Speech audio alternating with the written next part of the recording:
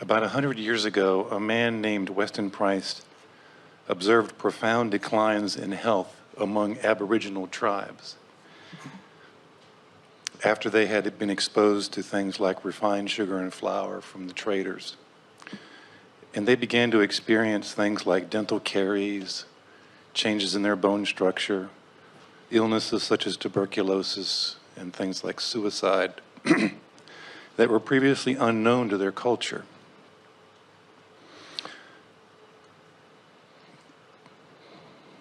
There's another unusual person who claims that he can survive and does survive on sunshine alone.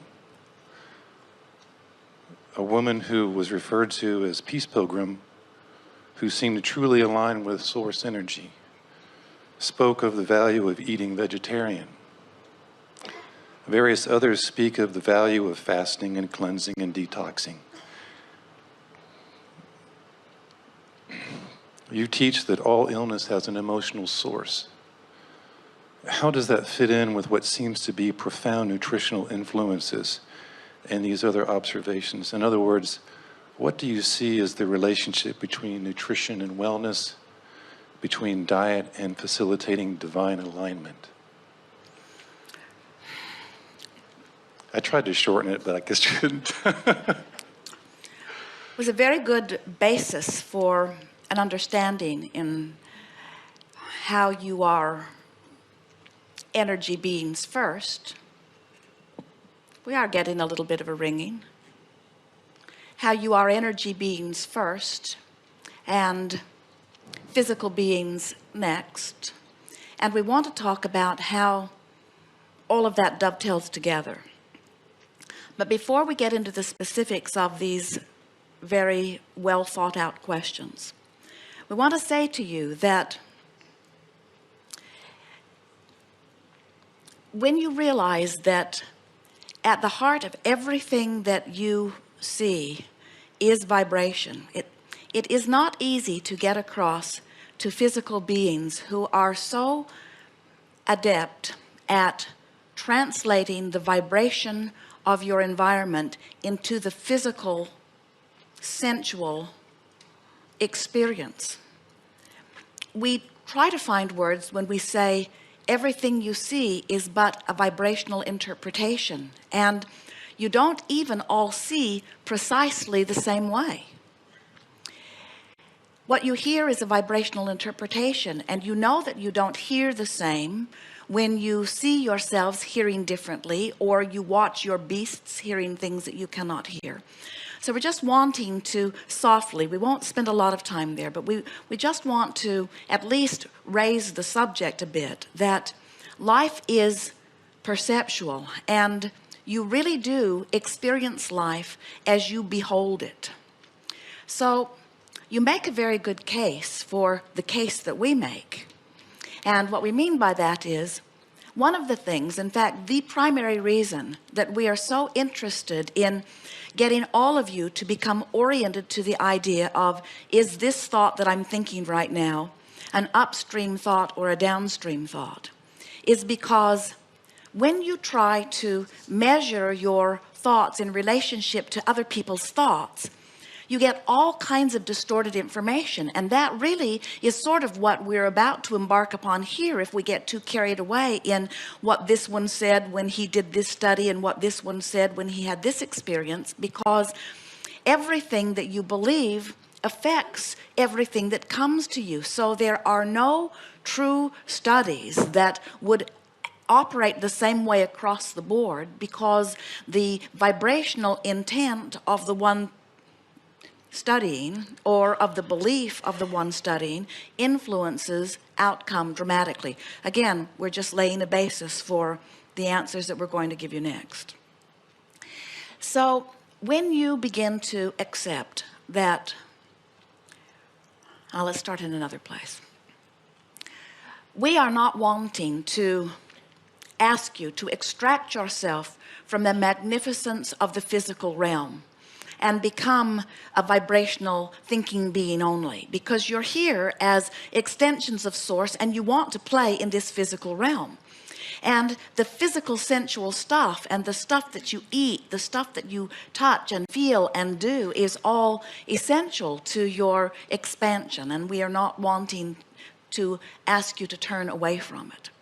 But at the same time, we want to say at a bare minimum that if you are tending to your vibration by paying attention to whether your thoughts are predominantly downstream or upstream, which means, are my thoughts predominantly in alignment with who I really am, or am I pinching myself off?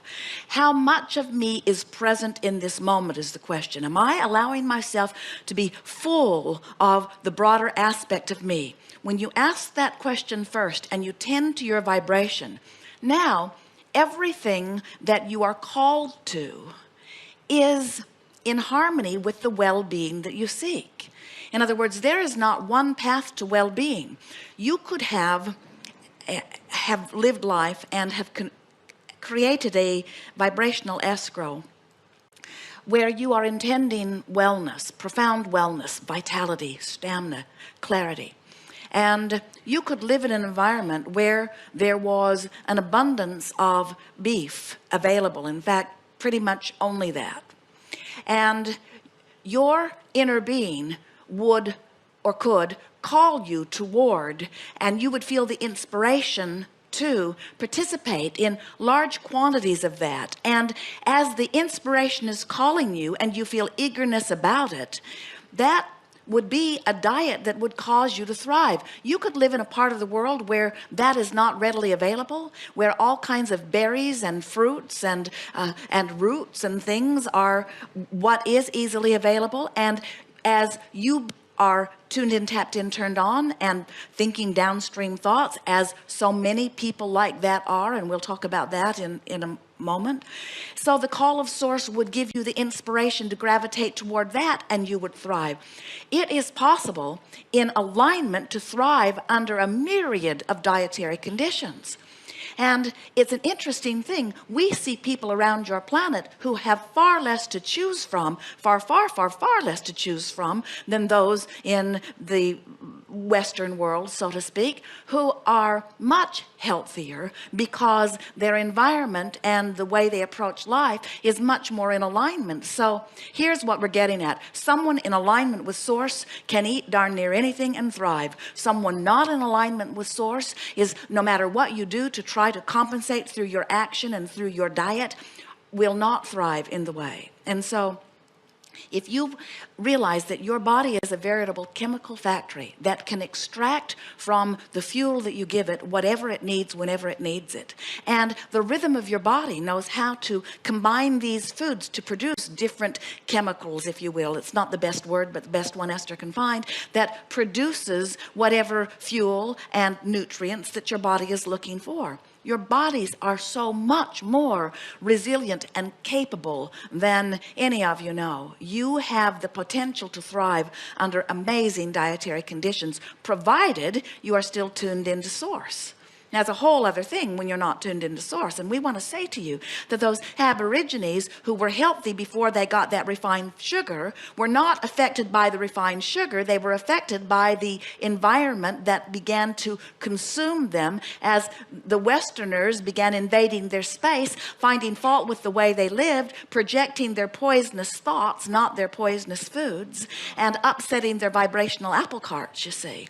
But that's a hard thing to study, isn't it? Helpful?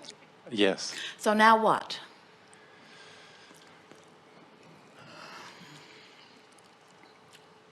As we are aligned and we are emotionally well, then we are essentially immune to toxins, for example, in the environment. In alignment to well-being, you're immune from anything that is not well-being. So there are certain tools, if I can put it that way. Now, before you go further, we're going to interrupt you just for a moment because we want to amplify that point because it's a strong one, really worth taking in. In alignment with source, and therefore in alignment with well-being, and therefore consistently feeling good, that's how I know I'm in alignment. You would be immune to anything that is not well-being. So you would be immune to toxins. You would be immune to bombs dropping on you. You would be immune to car accidents. You would be immune to hijackers. In other words, now someone not understanding energy and vibration and law of attraction and well-being and who you really are might say, but wait, I could take any person, no matter how aligned they are, and I could club them about the head, and I could negatively impact their experience. And we say the universe will not assist you in rendezvousing with someone. In other words, those intentions just don't line up. And there are people who believe that they could choose a target and they could make anything that they want happen, but they do not understand law of attraction. Now, it's a little tricky, and the reason that we've offered that dramatic, we've taken you off your track a little bit, that dramatic negative scenario, is because we want you to understand that only if you, after your alignment with Source, were to look at something as potentially dangerous, could it be to you. Because in your attention, even in your word toxin, in your acknowledgement of illness, in your awareness of not well-being, those projections of thought cause you to cause enough resistance in your vibration that now law of attraction is responding not just to the vibration of wellness that you have predominantly going, but to the vibration of worry or fear. In other words, your television is the biggest culprit that we have ever witnessed in all of humanity, as it force feeds to you all of that information relative to your vulnerabilities.